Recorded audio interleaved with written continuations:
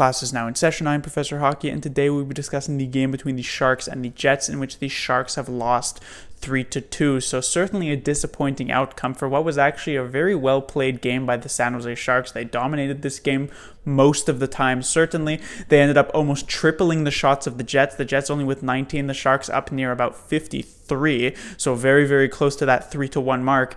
And on all accounts, they really deserved a much better outcome than they actually got in this one, as they will in the end leave without the 2 points, while the Jets, who were thoroughly outplayed, will end up getting them. And so this game started off with a Bourque goal. This put the Jets up 1-0, and it was looking like this game might go the way of the previous few ones against the Bruins, against the Senators, against the Leafs, where the Sharks would just fall behind and they would just end up losing. But it was Barclay Goodrow in the second period who would eventually manage to tie this game. It would go to 1-1, and the Sharks mostly took control from that point onwards, I guess you could say.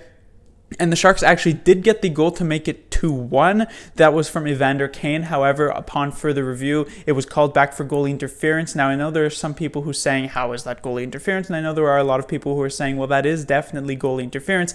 I'm in the camp that this is one that definitely could have got called back, and I wasn't too surprised that the refs did call it back. It just, for Sharks fans, of course, it does feel unfortunate. The Sharks have now been on the wrong side of literally every single review that they've had this season, and a couple of them have, of course, been quite obvious. The Sorensen high stick early in the season, the Goodrow offside in that Montreal Canadiens game was pretty obvious as well.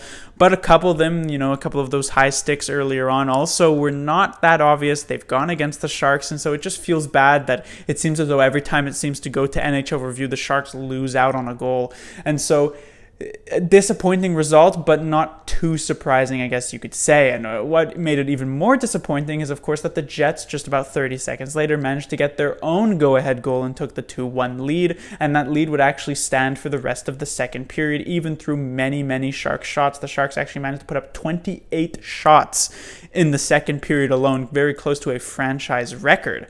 Come in the third period, the Sharks did not get their foot off the gas. They managed to get an early goal from Tomas Hertl within the first minute or so of the third period, but the score would remain 2-2 until late in the third period. The Sharks actually ended up giving a bit too much to the Jets, getting a bit too sloppy in the last few minutes of the third period, and eventually it would be Ehlers who would make them pay. The Jets would take the 3-2 lead. The Sharks would not be able to tie it up with the goal he pulled, and they would lose this one. So the first thing to talk about would be Jones, who, all in all, his performance was just not good enough here tonight. As I said, the Jets only got 19 shots, and sometimes those shots can be misleading, and you could definitely argue that the Bourque goal, the Wheeler goal, very, very tough saves to make, but it comes down to the last couple of minutes. Your team has been so dominant for the last basically couple of periods, and it comes to this Ehlers shot. This is certainly not an easy save by any means. This isn't a super weak goal from Martin Jones, but it is one you basically need your goaltender to make. I mean, Hellebuck was making multiple huge saves for the Jets in this one. Not that the Sharks were just layering on high danger chance after high danger chance, but there were a lot of very solid saves from Hellebuck, and we didn't really get to see that much from Martin Jones through no fault of his own, as of course the Jets didn't get many solid shots, but it seemed as though whenever the Jets actually would get a good one, it would end up in the back of the net, and that was exactly what happened with Ehlers. It was a stoppable shot, even if it was a difficult stoppable shot, and Jones just couldn't come up with the big save here for the San Jose Sharks, and so they will be pretty disappointed heading back to the dressing room without these 2 points.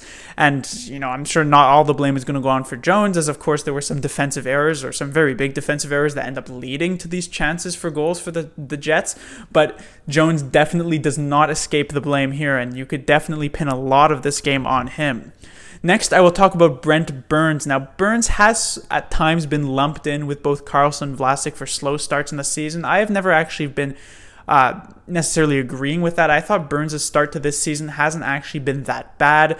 Yes, he is a big minus, but I feel like he's been making some pretty positive plays, I guess you could say, but certainly in this game, he was not very good at all. He couldn't catch this bouncing pass from Carlson on the Bourque goal, which isn't necessarily his fault, but he makes a very weak play after that along the wall to Kyle Connor, who's able to then find Bourque. So not good from Brent Burns on that one. And then also, he loses Wheeler on the second goal. He then fails to intercept this pass that was going to Wheeler, couldn't then catch him, and then the Jets get that second one. So Burns, 2 fatal errors on the first couple of Jets goals, so not a great game for number 88.